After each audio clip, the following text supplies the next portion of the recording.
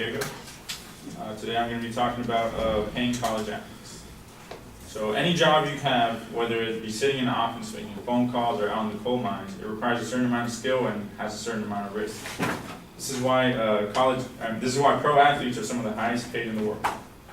Pro football players average over $6 million in 3.5-year careers, while pro basketball players average $24 million in 4.8-year careers. Why then should college athletes be denied of their fair share when they're doing the same thing pro athletes are doing? My main claim is giving college athletes the opportunity to play for money would benefit both the players and the schools. A quick rundown of my speech's supporting claims are: the actual cost of living and attending is more than the players are given, so it looks less appealing to high school prospects if they need to pay to play. College athletes are forced into lower standards of living when they are the ones that bring in the money for the NCAA, again making it less appealing to athletes. There would be more competition and harder work ethic when the promise of money for results is added. That means more athletes coming in with more talent. That's better ratings for the NCAA. All right, so my first claim, the cost of living and attending is not fully covered by the scholarships they are given, so they need extra money. According to the former and current NCAA presidents, between $2,000 and $5,000 a year is needed extra money is needed every year for athletes to actually attend.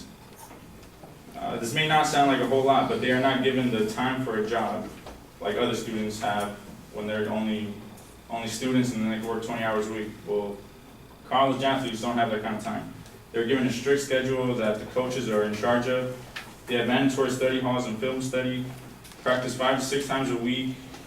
The times they're allowed to take classes is limited, and I know already I don't even have the classes I need half the time when they only have gaps between their day to take the classes they need. So I know they're not getting the classes they need probably.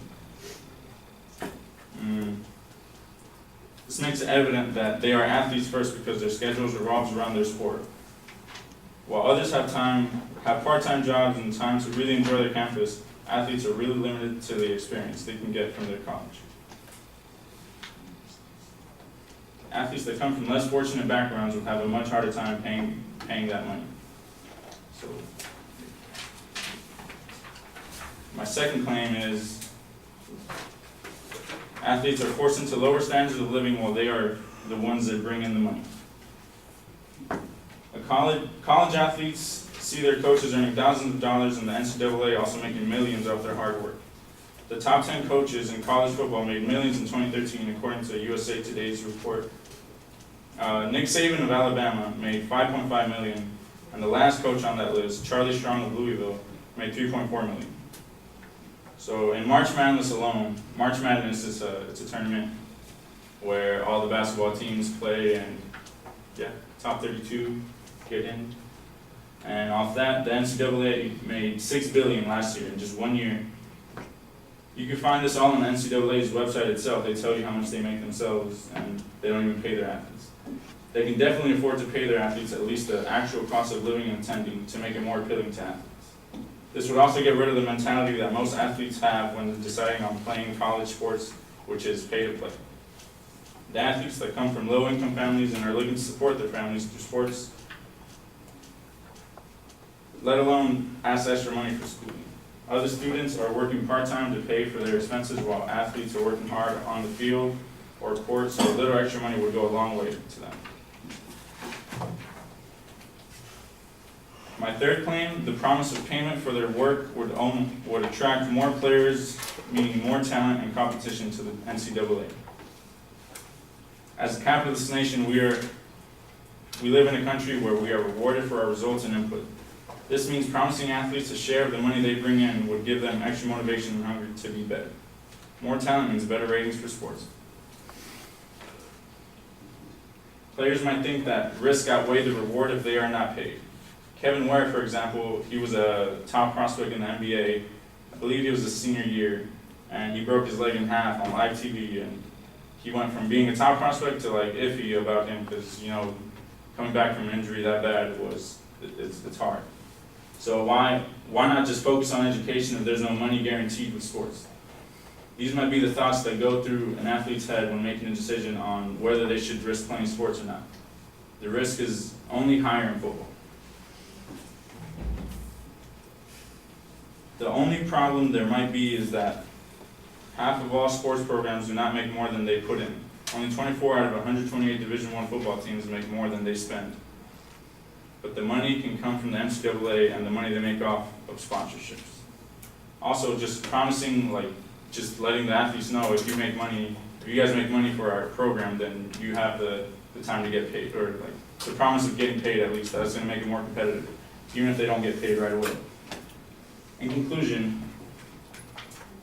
paying college athletes to share of the money they bring in will benefit all parties involved. It makes it more appealing to athletes that are thinking about playing college sports or not.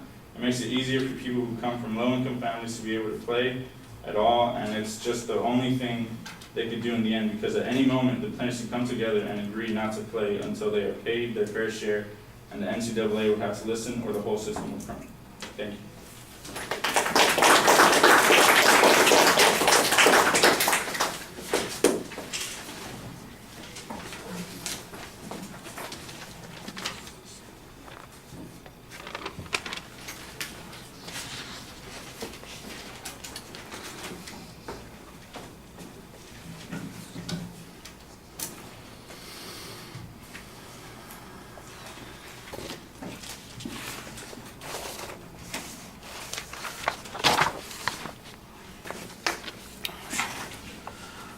All right, well, the proposition's identified, although it has multiple parts to it. The contents are previewed pretty clearly. You signpost in the body of the speech enough so that it's easy to follow. Most of the time you give a good explanation. Sometimes those explanations need a little bit more evidence than is being presented. There are a couple of places where there was some pretty good information about what the NCAA has available or could pay, or what the rules are in those situations, but it didn't feel as complete as it needed to be in order to draw some of the inferences that you're talking about. Statistical information, I think, would be helpful on students who can't afford to go without some assistance on those, that $2,000 to $5,000 difference between what their scholarship covers and what they actually need to pay. There's a lot of assumption about the schedules of the athletes makes it impossible for them to do a variety of things. They probably can't hold a job during the year or the semester, but there's not an explanation as to why jobs at other times of the year wouldn't be enough to sustain them or make up the difference. Or, for instance, if they could rely on the same sorts of things that other students rely on, loans or assistance from family members or something like that. It just seems, the closest you get to answering that point is that some students who are low income wouldn't be able to afford to do those sorts of things, which may or may not be the case. That's mostly asserted on your part. I do think that it's probably true for some of them that they're really looking forward to being able to do that. On the other hand, the loan thing seems like it's an option in those circumstances. So why is it that we're worried about this? The costs, or the amount of money that's generated by the institutions, you had that $6 billion fee. I'm not sure that's for the 3 weeks that you're talking about. It may be for the whole season. I'm not quite clear on that, so I think you need to be a little bit clearer about some of the factual data that you're citing there. And the point at the end sounds like there's a different threat, a different argument being made that, in essence, that college athletics could disappear because the athletes would all decide that they don't want to do it anymore, and in essence go on strike for the additional money. I think that's you're throwing in an extra claim there that is distracting from the point that you're trying to make. All right, thank you.